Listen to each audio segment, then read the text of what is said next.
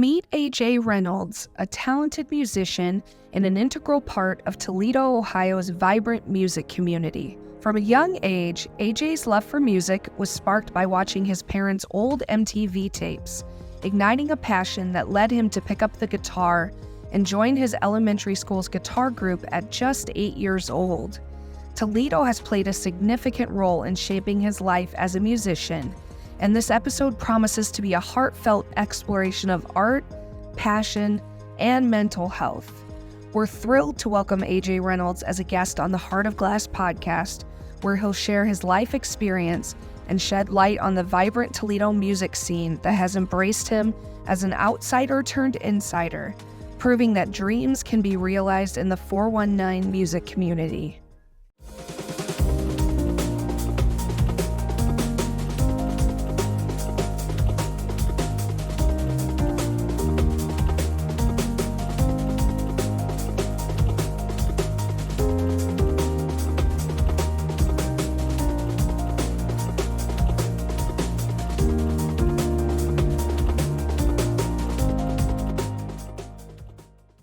All right, well, we're just going to start from the very beginning. Okay. Yeah. Let's go. So you mentioned that watching your parents' old MTV tapes helped to spark your love for music. So my parents were your stereotypical 80s metalheads, like the hair metal, all that, Poison, Motley Crue, things like that. And then my mom, I remember her showing me a picture of her old house that she lived in with her husband at the time, not my dad. Just a whole wall covered in ticket stubs from the sports arena. She would go like every show that came to town. And my dad did that too. And then they had these old VHS tapes for the kids at home that don't know what those are. Right? It's true though. Right. Okay, so I have this cassette tape tattoo. Yeah. And I've very much figured out how old people are, like what generation they're from, just generally based on their curiosity. Right. Like I'll get the, oh my gosh, nostalgia kind of response, but I'll also get the, what's that kind of response. Well, yeah. Anyway, they had these VHS tapes of MTV from back in the day, and I don't quite remember how I stumbled onto them, if they had just had them going while they were doing something around the house or whatever. This was before you had, XM radio at your disposal. You could just turn on Alexa and say, hey, play whatever. Right. So I saw that, and then there was a the band was called Dokken. I forgot the name of the song or the video it was, but the guitar player, George Lynch, was like, that was the first real time I went, I want to do that, right? Why do you think that was? What was that about? I don't know. I don't know. It just, something clicked. Okay. I don't know. And then around that same time, I was also introduced to Metallica. I had the original PlayStation, the first one, and I had a Hot Wheels game for it. And like the big theme song for that video game was Fueled by Metallica. So I was listening to Metallica at like 6, 7 years old. And I was like, this is really cool too. And I remember that I had that on repeat, like when I would play that game. That's the only song I would have on.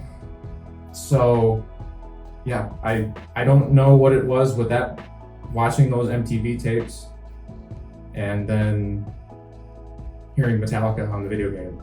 But whatever it was, something clicked in my mind. I seen and heard that. I'm like, I want to do that.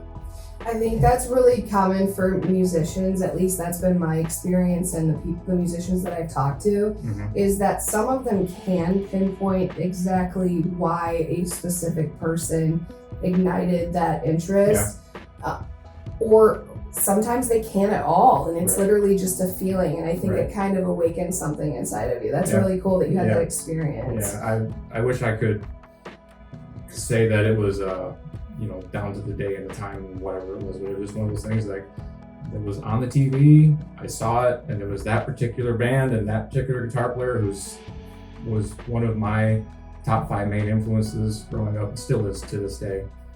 And I was like, I saw it, and I'm like, that was fun, I want to do that. And then, racing around Hot Wheels, listening to Metallica. Very cool. So then you started playing guitar when you were 8 years old with your elementary school group. Yep. So what was that like for you to do that? So I think it was 8 or 9 years old, like you said, second, third grade. They had this thing for the church guitar group, and I signed up for it, got a cheap acoustic, and it was one of those things to where that was the start. But after, it's one of those things where they teach you 6 chords and that's it. There's nothing beyond that. Right. So I did that for a few years, and then I was like, I'm not really interested in this one. Right. And I just put it down. I didn't pick it up for another couple years. Okay, why did you stop? Again, I wish I could tell you the exact reason. I just don't know. Something. Did you get bored? I got bored with it. Yeah. That's fair. Like I said, they were teaching me. They teach you 6, 7, 8 chords, the basic chords you need to know for playing at church every week. But that was it. Like it wasn't like lessons and things like that. It was just they teach you this, and then they give you the chord change music, for the services or whatever. Yeah. And that was it. And I just got bored with it, I think. Yeah, I would agree. I can really understand that. That is actually what deterred me from the formal lesson situation when I was around that age and even a little bit older. Yeah. It gets boring, especially when it's not. I feel like there's definitely something to be said for teachers that will take what a student is already interested in and then using that as the basis for learning. Mm-hmm. I understand that. When you're just learning 6 chords, that does get really, really boring. And that's also kind of why people have asked me, like, why didn't you teach lessons? I'm like, I would love to teach lessons, but like you had just said, that's focusing in on what they already know, taking that a little bit further, and then focusing on what they really want to focus on. Yeah. And then I also can't take what's in here and express it in words. You know what, AJ, I really do understand that from the standpoint that if somebody wants to know how to make chord formations on the fretboard, we're good. If somebody wants to know a specific technique, that's great. But for me, where I get tripped up because I didn't take formal guitar lessons is the actual rhythm, the right hand. Yes. To break that down for someone, I would love to break that down, but that's really, really tough. Yes, and I would argue that the right hand is more important than the left hand. I agree, actually. You can definitely do all this fancy stuff with your left hand, but if you can't, know when to dial it back, your dynamics and everything with your right hand, then it's one doesn't work without the other. Definitely. And what they do together is sort of the magic happens. So. Absolutely. So that makes sense that boredom would have set in. So you took a hiatus, and then you picked it back up in 7th grade. So how did it feel to reignite that interest and start playing again? I think this is going to sound really stupid, but the Guitar Hero breakthrough when the video game came out. Yes. You remember that? Yeah. I do very much remember that. That and Rock Band. That was like, well, this is fun. And just playing a plastic guitar with colored buttons and all these incredible songs on it. And I'm like, well, this is cool. Maybe I should pick up my guitar again and see what I remember, which I didn't really remember anything because I had only learned 6 chords. And my hands were, they're definitely not like they are now. They were basically green at that point. So I was kind of starting over from scratch. But it came to me really quickly, which I'm starting from scratch, but I started picking these things up quickly. And this was all without formal lessons. I didn't get formal lessons until I went to TSA. So clearly there is natural ability there. And it runs in the family a little bit too. Johnny Rodriguez? Yeah. That's my cousin. I didn't know that. Yes. Wow. Yes. The talent that man has alone. Like, I wish I had the talent as Pinky. Then it definitely runs in the family. Yeah. Okay. My uncle dabbled a little bit with guitar and drums. Nothing real serious, but I mean, it definitely runs in the family in terms of the musical gene. Just a little bit. Okay.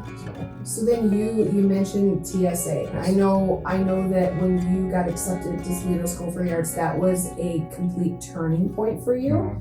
So can you share with me about your time there and also what impact being there had on your musical journey. Yeah, I have nothing but incredible things to say about TSA. It's a wonderful school. It's funny you say that because when I got accepted, for people who don't know, TSA is the local charter school here in Toledo. It's really art-driven, art-focused.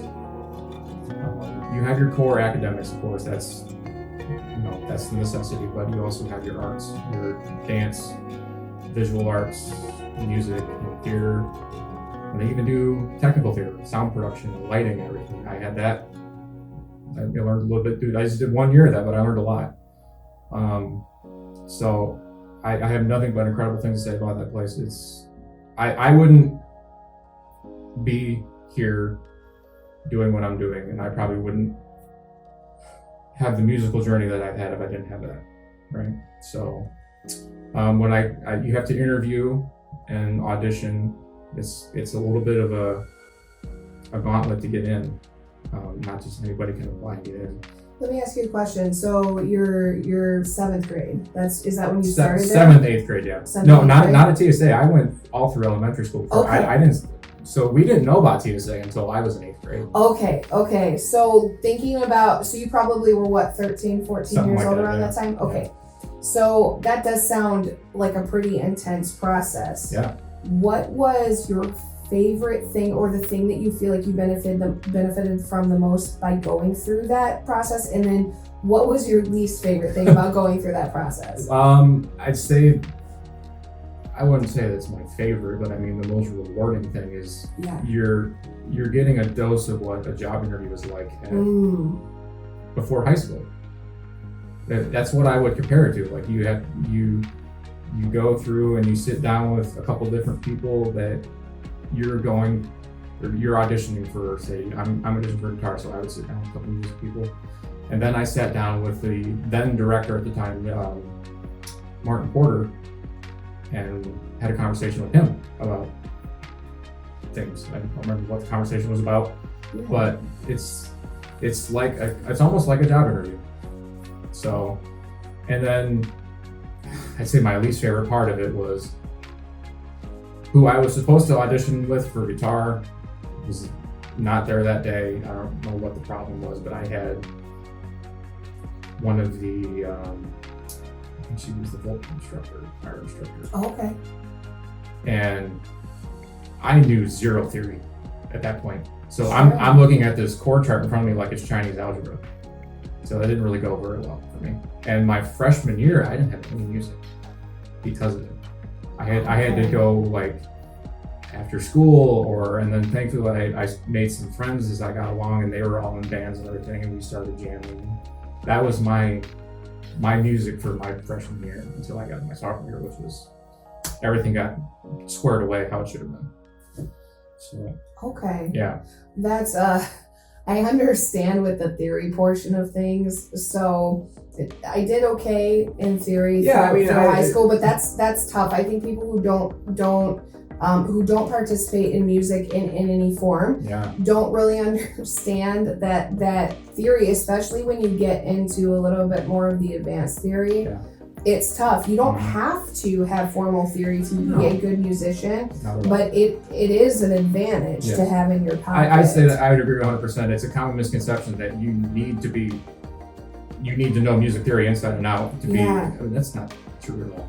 But there are some huge advantages. There are 1,000% advantages to knowing it. I don't know probably what I should know. I mean, I know enough. I know the basics and maybe a little bit of the intermediate stuff. But I couldn't sit down and write out a whole orchestra piece for you. Sure. So, I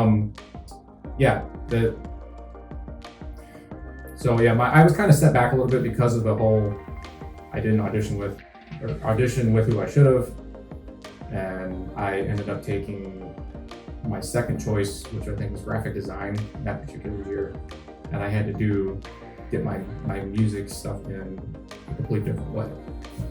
Until I sat down with the incredible Ken Zerker, who is now retired there. I love Ken so much. Ken Zerker and Randy Sobel are the reason I'm the guitar player I am today. So I had lessons with Randy my freshman year. I had lessons with him once a week.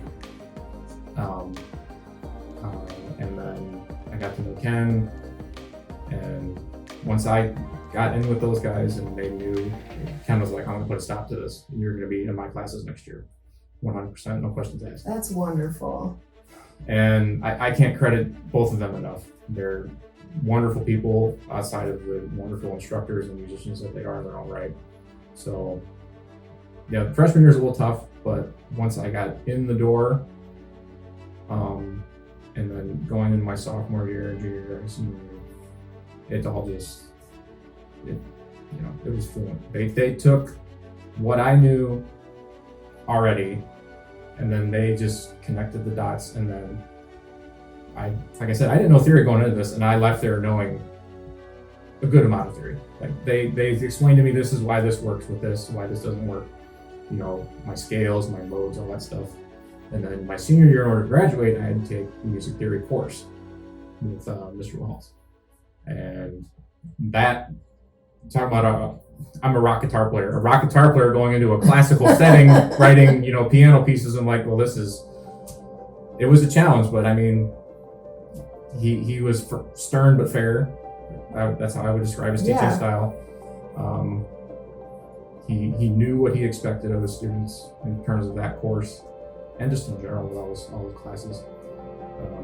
But yeah, TSA, I can't say enough good things about it. Like, I think I've said it 10 times now, but it's the truth. I wouldn't be the musician and guitar player I am today without that, and I probably wouldn't be in Noisy Neighbors right now. That seems to be every person that I have spoken to personally who has gone to TSA has had nothing but good things to say about it. And not just that, but it's been kind of an extra level. It's been nothing but good things to say about it, but then there's also been a lot of talk about how it's majorly impacted their life. So it's been beyond just this was a good experience and more into this really helped to shape who I am as a person. So graduating from there, if you could kind of nail down what your biggest takeaway was from your time there, what do you feel like was the best thing that you gained from your time at TSA? Just absorbing everything from Ken, Randy, and even, like I said, the music theory course that I took, that was extremely rewarding, and I learned a lot. I don't necessarily apply it to my playing nowadays, but I mean, it was still one of those things that I was way better off learning it than I wasn't. And then absolutely, I've carried that up to now. That's 11 years later. I just graduated 11 years ago, 2 weeks ago. So I'm still doing it every day. I'm playing in a band on the weekend, every weekend. The drummer of the band, Kelsey, is one of my best friends. I met him freshman year, and I didn't know that. That's awesome. Yeah, Kelsey was one of my classmates, and we've been like this ever since. This is his second stint in the band, and I played with a lot of drummers, and I have to say he's probably the best drummer I've ever played with. And when I met him, he played keys. He didn't play drums. Oh, wow. Okay. And there was a time that I didn't know what he was better at, keys or drums, because he was at both. And he still does things when we play every weekend, like some of these drum fills, and I'm like, God, you are so good. That has to be great for the two of you having that history to be able to play together. Yeah, we were in bands all throughout high school. We were in the pop combo group our senior year, and together. I think that was the only band in class wise that we were in together. Yeah. But we jammed all the time and everything. We all had 5 different bands going on at one time, and we all had these silly dreams of we're gonna be big rock stars. But it's like I said, carrying that from 11 years ago to now, and that's a big deal. It's a big deal, especially if it's something that you love to do. I encourage anyone who may not know where they want to go to look into it. Look into TSA. It's probably going to be it's going to be a lot harder to get in now than it was when I was trying to get in, and that was still tough back then. But you never know. It sounds like though, just the whole process of getting in and the audition process, like you were saying, seems like it's very beneficial because it's good practice for what you're going to experience later on in life. Yeah, even if you don't get in, you still have that couple of hours of, like you said, quote unquote, real world experience. Like you're essentially having a job. And that's huge for somebody that young. Nobody preps you for that kind of stuff. That's true, yeah. So to have at least that little bit of experience with it, I think is really beneficial. Even if you don't get accepted and don't get in, but So you've had some really big influences on your music and on your life. So we can't really talk about your influences without talking about your dad. Yeah. I know your dad was such a huge influence on your life, but also specifically such a huge influence on your playing. And I know that losing a parent, I don't know this from my own experience, but I know from hearing other people who have experienced it, especially a sudden loss, that I can only imagine how immense that was for you. So how did it impact you, losing him and no longer having that for you? Well, it's impossible to put into words. I bet it is. Both him and my mom, they were equally as impactful and influential on my music. I mean, like I said, I think the MTV tapes were my mom's, but I mean, her and him went to concerts together before they got married and all that kind of stuff. What was your dad's response like when you started playing the guitar? He loved it. He was all about it. My mom and my dad were not those parents that were like, no, not that guy from the 80s. What do you want to do with your life? No rock music. They were not those parents by any means. They were all about it. They were really, really supportive. Yeah, my dad was definitely a big influence, but my mom was an equally as big influence on all that. Putting his abrupt passing into words is impossible. I can't do it. That's not something I wish on anyone. I don't ever want to get a phone call like that again at 5:30 in the morning.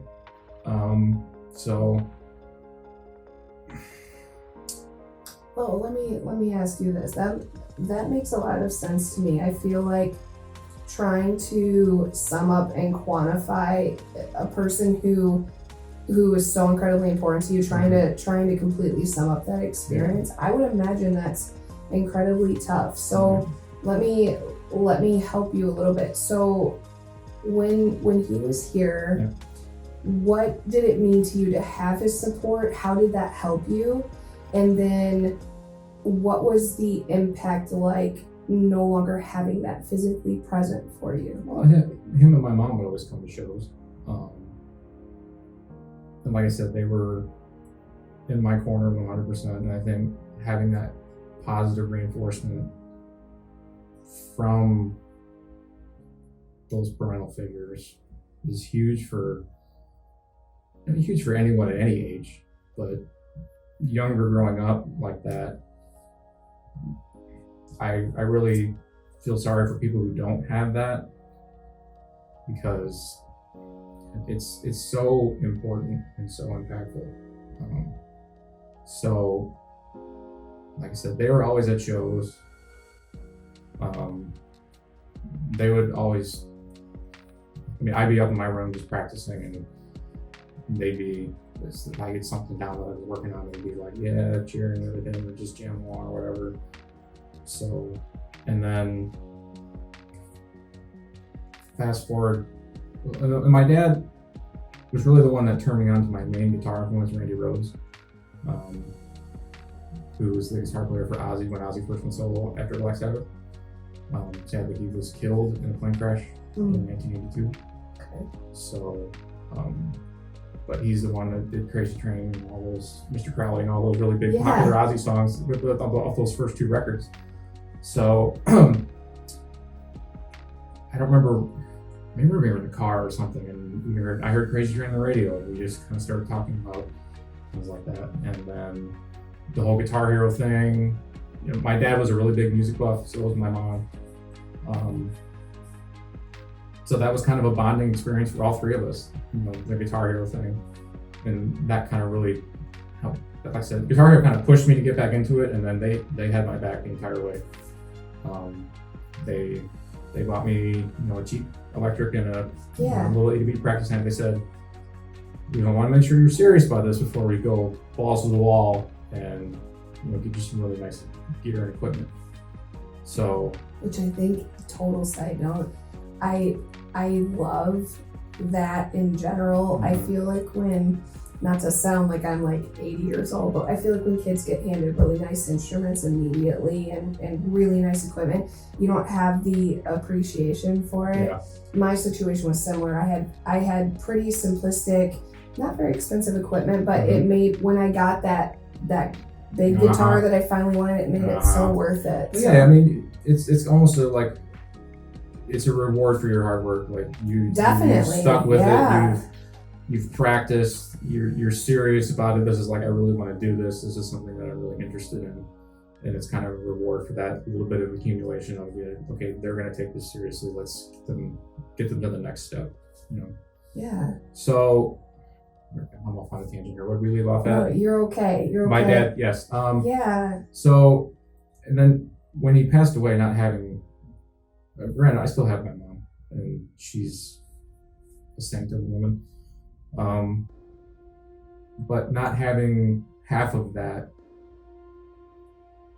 and then, so he passed away in September of 2019, beginning of September. And then fast forward 6-7 months later, the world shut down because of COVID. Yeah. So I had that 6 months of, I can't really remember, like it's kind of just a blank. I bet it is. Then I remember COVID happening. And in that 6 month span, we were still playing, and it helped, but that's a fresh wound. I know you said that you considered quitting music entirely after he passed. So I don't think this is a story I told anyone, not anyone in the band. I'm sorry, Gina, Bert, Chad, Kelsey, if I've ever told you this. I've never told my mom. I've never told my wife. But there was a time, because it was all taken away, right? The world shut down. No one was playing on weekends anymore. No festivals. We were having virtual concerts, posting them on Facebook. And I'm like, my form, like, I remember a quote from James Hetfield when Metallica was getting inducted into the Hall of Fame. He said, "Music is my therapy and I need to do it." Well, my form of therapy was gone. Right. That's a huge blow to lose your major support system, and then to have your way to deal with it stripped away from you. Like playing to myself at that time in our guest bedroom where I had my stuff set up, before I had my studio. That is not by any means, like just jamming along mindlessly to songs is not, like, I want to be on stage with my band family, having a good time, making people have fun and dancing. That's the therapy, right? Yeah. I don't do this for the money, I mean, I had this tiny inkling of trying to make a career out of it, moving to Nashville with my friends who I have to credit Josh McAfee and Angel Edwards they're the ones that got me back into playing out. They're incredibly talented. Yes. And they're doing amazing things in Nashville. They're the ones that, and Kelsey as well was in that band. Kelsey's like, "Hey, I know this guitar player," and all of a sudden, here I am. That's I have to credit that. That's the one that got me back in the saddle, because I wasn't really doing anything. I had this like acoustic duo, and I was just, but that was really the one that, okay, this can be something. And it just, one door opened after another. I mean, they ended up moving, which left me without a gig for a little bit, but thankfully I made connections and met people, filled in.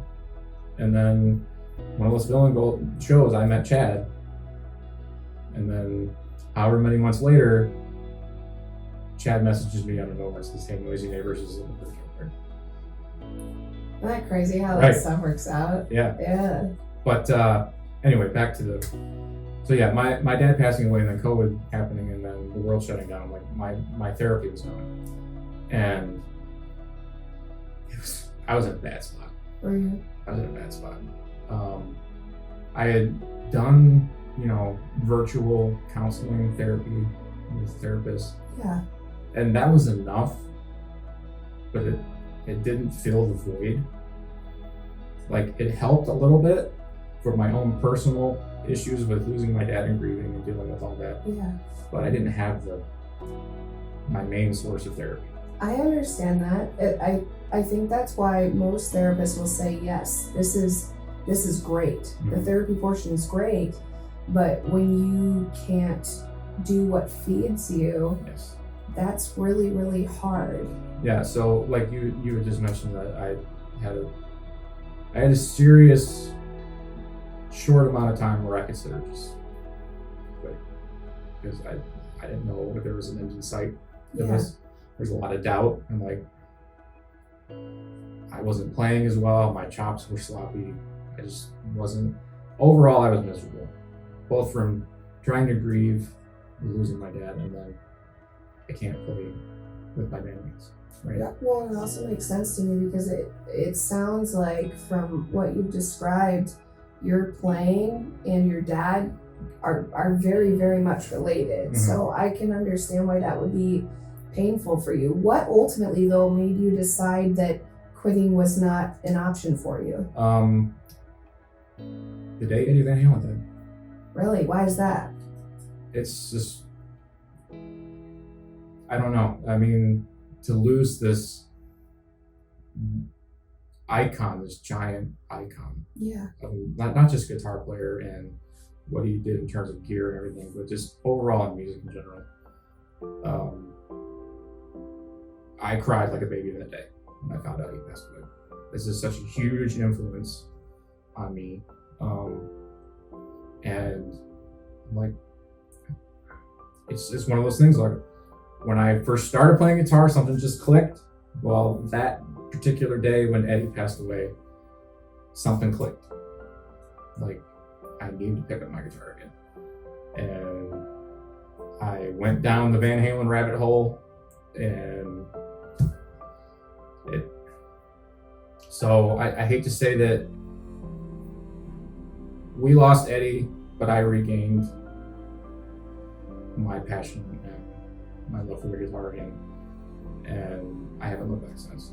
So I'm so glad that occurred for you. I get what you're saying. You're not saying that you're happy that no, not Eddie at all. Van Halen is No. dead. I really do understand Yeah. what you're saying. Unfortunately, sometimes devastating things have to happen in order for us to have those personal realizations. So I get that. That was about just over a year.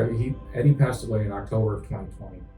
And that was about a year and a month after my dad passed away. Okay. So it was still a really rough time. Like, it's still fresh. I mean, even Sure. today, it's going on almost 4 years of my dad not being here. It's still rough at times. That makes sense though, AJ. I mean, with grief, you really can't put a timeline on grief at Sure. all. And I'm sure you very much experience this. It's not linear at all. You kind of bounce back and forth between what you're feeling, and that's okay. I mean, 4 years, when you think about it in the grand scheme of things, that's not a very No, long it's not. time. It feels like a long time, but it's really not. Yeah. So yeah, the day that Eddie passed is kind of the day that everything kind of turned around for me. Like, I lost one of my heroes not long after my dad passes away, and I'm at this point where I don't want to play guitar anymore, and then all of a sudden I can't put it down. Right? So, like I said, I hate that Eddie's not here anymore. It sucks, especially as a guitar player with the way I play. He's such a huge influence on the way I play. I have one of his signature guitars I play it all the time, and I've got a couple of the signature AVH pedals in my pedal board. But him passing away is really when, to answer your question, is really when my brain and my heart were like, okay, snap out of it. You have to do this. This is your thing. You have to do this. And like I said, I have my guitar done since. I'm really glad that you have it. Yeah, thank you. You're welcome. I'm sure. You're welcome. Like I said, I've never told that story before, so I'm sure the people, my immediate circle is happy that I haven't put it out. Well, I'm sure they are. Let's talk about a very key member of your inner circle for a second. In 2021, because I know 2021, while I know there were challenges, ended up being a positive thing from the standpoint that you married your best friend. I did. And love your life, Katie. Hi, dear. Who is amazing. She's amazing. Katie's amazing and a force in and of herself. Yes. So first of all, tell me what having Katie in your life and in your corner and on your team means for you. And also let me know what having her supporting you musically means for you. It's like my mom and my dad. It's an integral piece of support. Granted, she's not around as much anymore because of her job. A little bit busy, she's a little bit busy. Just a little bit. But she comes to every show that she can, and she's done that since day one of us being together, which is going on 7 years now, come July.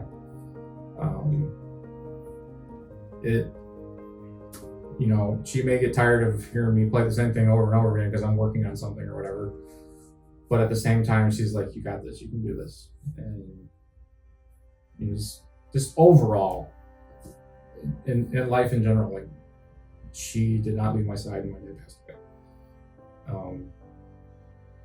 She's been there for me through hell and back, and I don't know what I'd do without her.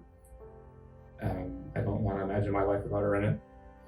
So it seems like you both are moving into and have moved into what seems like a very positive phase in your life. Mm-hmm. What is it like for you as her best friend, as her partner, to see her? I know she's been experiencing some really great success with what she's doing with her travel business. What is that like for you as her best friend, as her number one cheerleader, to see her succeeding like that? Well, to be completely honest with you, when she first told me she was going to quit her job and do the travel agent thing full time, I was a little hesitant, and I had my suspicions. But I'm like, she's doing so well with it, and I mean, you miss 100% of the shots you don't take, right? Yeah, so absolutely. She felt like she had to do that, and I'm like, okay, that's fine. Do what you got to do. And fast forward a year later, where last year, she had an incredible year, and she's having an even better year this year. So if anyone wants to go somewhere, get in touch with me, and I'll get you in touch with her. Also, check out her social media because it's very entertaining. She's quite a hoot. So I couldn't be more proud of her. Granted, it's a catch-22 of like, I love seeing her succeed and do her thing, and she's 1,000 times happier than she was working a 9-to-5 job, like she was when she was balancing both. But it kind of sucks when she's gone. She's gone for a week, and then she's home for 2 days, and she's gone for another week. Yeah, I'm sure that's tough, since you actually really like her. You right. enjoy spending time with her. Yeah, she is my wife, right?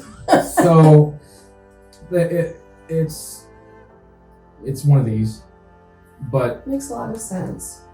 When she's home, it's great. And then there are also those little, like, when do you leave again? Because you start driving me a little bit nuts. But I like I said, I couldn't be more proud of her. And any doubts and suspicions that I had about her leaving that quote unquote corporate world stability but she was miserable. She would come home crying 3 out of 5 days a week for whatever reason, her boss or whatever. But like I said, she's 1,000 times happier doing it, and I couldn't be more proud. So. I'm sure she's also really thankful that despite whatever reservations that you had, that you still were very supportive. Mm-hmm. Well, I mean, I think anyone, any spouse would have those reservations and suspicions and doubts, because it's that career path is one of those where it's a little iffy. Like, if people don't end up traveling, then you don't get the commission from that. Sure. And that's her business is 100% commission. So, but with her being as miserable as she was, I'm like, dear, do what you gotta do. She really hustles. I mean, you can tell she hustles. She's made for this. She's this is right up her alley. This is her niche, right in the pocket. So it's a perfect fit. That's awesome. Yeah. So let's talk about AJ, the lead guitarist of Current, okay? So Toledo has a very vibrant music community. I know that we're all a little biased because we live here, but legitimately, I'm sure your experience has been the same. You visit other cities, including major cities. We do have something very special here. I would put Toledo's music talent up against any in the United States. I agree with that completely. And you are a very integral part of our music community with the Noisy Neighbors. You are. Just drop that imposter syndrome a little bit, because you are, for sure. Well, I don't know if you know this or not, Ashley, but I don't take compliments very well. It's one of my downfalls. I picked up on that. I'm very humble and very, like, I don't have an ego kind of a thing. Yeah.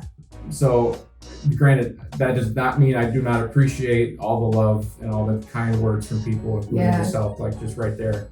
It's just, it doesn't register for me up here. It's very weird. Well, if you've seen the end of these interviews, it's going to get really rough for you towards the end then. I'm ready. That's what the bullet's for, right? That's right. So you are an important part of the music community with the Noisy Neighbors. So let's talk about you playing with the Noisy Neighbors.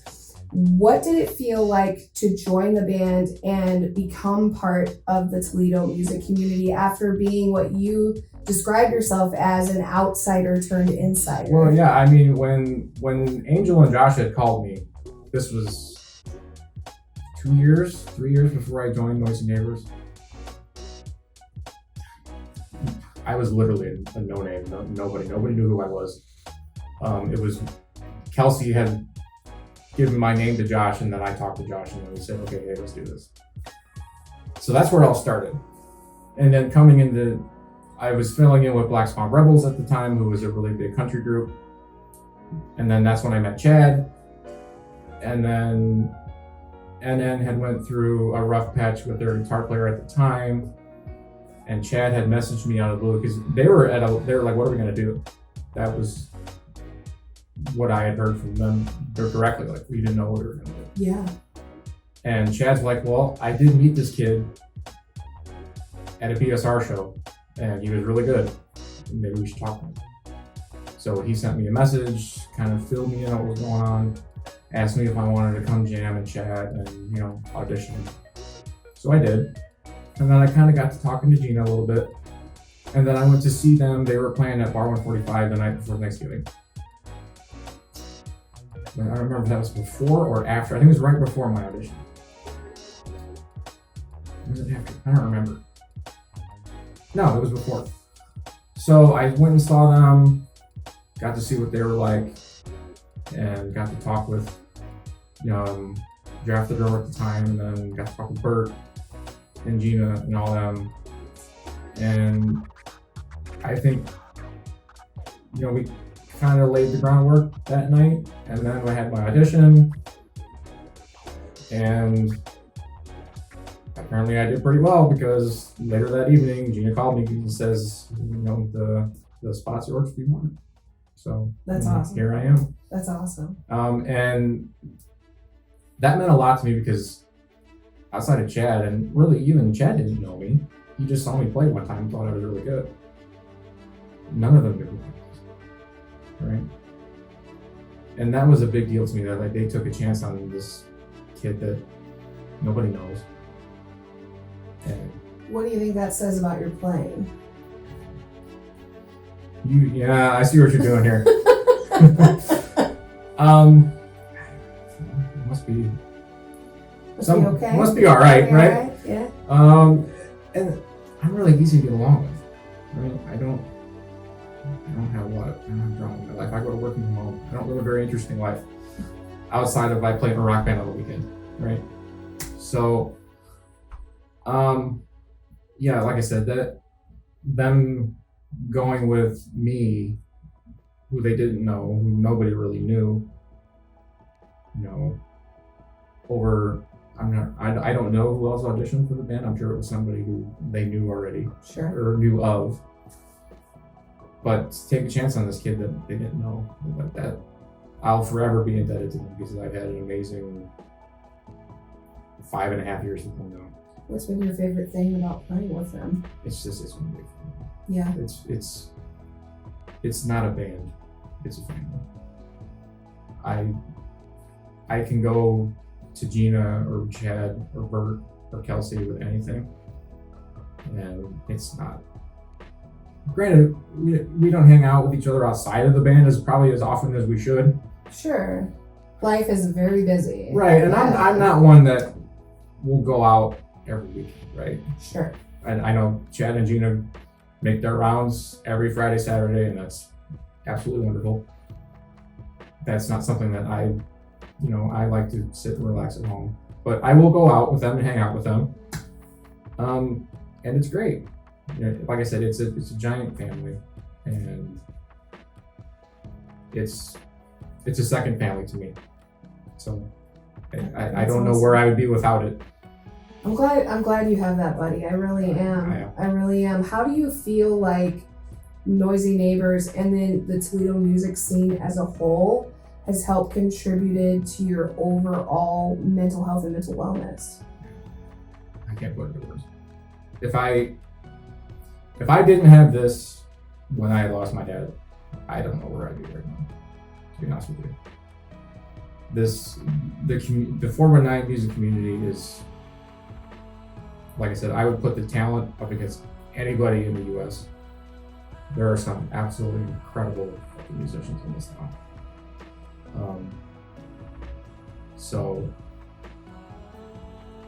it's, like I said earlier, if the music is my therapy and I need to do it, well, if I didn't have this, then I don't have my therapy. And then let alone my band being my family, my second family, like that just reinforces it even more. Because they were all there in my corner when my dad passed away. They whatever you need, we'll give you space. You need us, let us know. If you need anything, let us know. So it's, I can't put it into words how important it is. I'm so glad that you have that and that you are being able to fully experience what being a part of the music community here really is all about and the magic of it. I feel like for people that don't live in our city or who haven't gotten to experience the real joy of our music scene, they really are missing out. It's absolutely beyond just talent, because you are absolutely correct. It makes me think about a few years ago when I spent time in Nashville, and I basically went up and down Broadway and I was checking out a bunch of different bars, bunch of different bands, and the conclusion I drew was we have huge talent here in Toledo, and I do agree with you that they could hold up against any other major city. And then going back to what you said, I had taken from TSA, well, being what I'm doing now, there are a ton of influences from just local people alone. I mean, I have my big guitar influences, but there are local influences. Who are you inspired by locally? Scott Williams from NFE. He's a great player. I love Scott. He's incredible, and he's a great dude. He's funny in his own quirky way. Guys from the Beef Carvers. Like I said, NFE. I've got another guys from Two Up Missing really well. Put me on the spot here. There's a ton more. That's the hard part, right? Arctic Clam, Nicole and Scott, I can't emphasize their impact on this community and what they do like acoustics for autism and all that stuff. And that's just the tip of the iceberg. Definitely.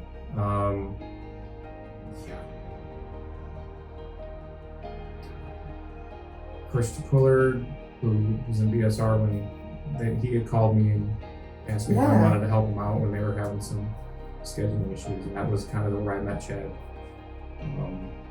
He's become one of my good buddies. That's the hard part, right? There's so many of them. There's a ton. The list is, I can't even. The people I mentioned, I love you all. And the people I can't.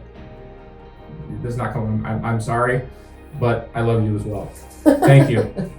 So let me ask you this: for somebody who is like you, who at one point was standing on the outside looking in. Have you ever seen that meme of it's a dog like laying on a rock and there's a bunch of meat on a plate, and then the dog says guitar player not in the band, and the plate is rock band on stage. Yeah. And he's like drooling over it. That was me. I was the dog at one point. Okay, so what advice would you give to somebody that is like you were at one point, who is a self-described outsider looking in on the inside and wants to be a part of the music community, but is just dealing with a lack of confidence or generally just being afraid to jump in? What advice would you give? The advice I would give is probably not advice I would follow myself. Being I'm a very introverted person, but go out and watch bands and talk to the band members. Talk to them about what they do and how they go about things, and then talk about yourself a little bit. Tell them, hey, I'm a guitar player. If you ever need anything, kind of thing. Yeah. Just make yourself visible is what I would suggest. And then, but you got to know how to, you gotta know how to talk too. Not just for guitar. It's vocally, drums, keyboards, bass, whatever. We talk about the power of connection on here a lot. So that's huge. The networking, I know. Yes. I know. Trust me, I understand. I am very much an introvert too. I love people, but they drain me. Yes. And I love one-on-one situations. It's wonderful. I get that though. When you're introverted, that does add a little bit of extra stress to doing that specific piece of things. And then you have that automatic fear of, okay, maybe I shouldn't go and do this. I shouldn't go out and watch this band because you already have that anxiety for yourself. For sure. And then you have the anxiety of, well, maybe I'm not good enough yet. But like you said, the networking and connections, like if you talk to somebody, they may talk to somebody else who may talk to somebody else. And then all of a sudden you're like me, who I get a message from Chad Schultz out of nowhere, out of the blue. Yeah. He didn't know me. He just saw me play once and I was Facebook friends with him. So. Well, I know there can be, especially when you are talking about approaching and interacting with people that you admire or who do your art form and do it at a level that you want to be at. I know that can be very intimidating. Okay. I already know my own personal experience, but I want to hear this from you. Will you please tell people who are nervous to go into the music community, will you tell them what the warmth and level of willingness to mentor and foster talent is like in our community? If you're, I'll just put it this way, if you're insecure about anything like that, in terms of you may not be good enough yet, or you're not sure how to get out there, get your name out there, just go watch a band or multiple bands in a night and go talk to people. Like go up to them on their break. They'll shake your hand and talk to you. They're not gonna turn you away. They're not gonna laugh at you. Definitely. They're not gonna be like, why the hell is this person talking to me? They'll talk to you. So there are musicians that I recently just met in the last few months, and I've certainly heard of the band, but I've talked to maybe one of them in passing, and I know who they are, but I haven't really introduced myself and talked to them yet, and it was a great exchange. So I'm not surprised it was a good exchange. The running thing that I have found with my own experience with talking to, networking, getting to know other musicians in the community is there is very much an overarching theme of wanting to pour into people who are maybe less experienced Sure. and who are wanting to achieve the same things that I have. Just my entire experience has been people who are more skilled than I am looking at me and saying, yes, we are so willing to help you. What do you need? How can we support you? And I feel like that's kind of what makes our music community very unique. And I would, that's, at least in my personal experience, that happens in my own band. I believe that. The band that we were when I first came in 5.5 years ago was not the band we are now. We're light years ahead of what we were then. Gina's vocal strides, I can't even tell you. I can't describe it. She's become this absolutely incredible effing singer, and the fact she hasn't won Best Singer in a Toledo City paper blows my mind. And Kelsey's the best drummer I've ever played with. He's one of the best drummers I've ever seen. And I played with a lot of drummers, and I've watched a lot of incredible drummers, a lot of them in our own town. And Kelsey's in that top group of them. And Bert's a hell of a fucking bass player. And he's fun. He can sing. You know, he interacts with the crowd. That's something that I still struggle with, but I'm starting to break out of that shell 5.5 years later. But you know, the influence and the encouragement and all that stuff, it happens, you know, all the time in that circle. And yeah, I can't express how welcoming and encouraging and how the community is around here, the music community, and all that positive reinforcement from people in your own band to the people who come out and see you to, you know, just random people at the bar watching. So I don't know what else I can say. So I'm so glad that that's been your experience. And one of the things that I've noticed throughout the entire time that we've been talking is, despite the challenges that you've experienced, you have a lot of gratitude. You're very, very aware. You're very aware of the very difficult and very painful things that have happened to you, but you have this ability to see the good in it, and to also see what you can gain from it. And that is a gift. Not everybody has that. So I very much admire that in you, going through what you went through a few years ago with your dad, especially considering the timing of it and with COVID and the deep tie with your dad and music and your playing. I'm so thankful that despite that, you were able to look at that and say, yes, this is incredibly painful and I need a minute, but also at the same time, look at everything that has come after that and the gift that your dad has given you, and with your love of music and knowing how important that is to hold on to. So you are a very special guy, and that you're able to look at things that way. You're welcome. You're welcome. And I'm so glad. I loved when I first met you. I've loved getting to know you a little bit better, and today has just made me love you even more, my friend, because absolutely. I know you're a little bit on the quieter side, but people like you are some of my favorite people ever. Yeah, I'm the quiet one that they're shocked when I can shred, you know, an Eddie Van Halen solo. They're like, oh, that quiet guy can do that? I like him. But yeah, to piggyback off what you said, I'm very grateful for where I am and everyone that's been there along the way and helped me, and that's had my back. And I certainly do not take for granted whatsoever the position that I'm in and where I'm at and the band that I'm in and the community that I'm a part of and the community where I met my wife. You know, we met through mutual friends through music, and I probably wouldn't have the life that I have with her without this. And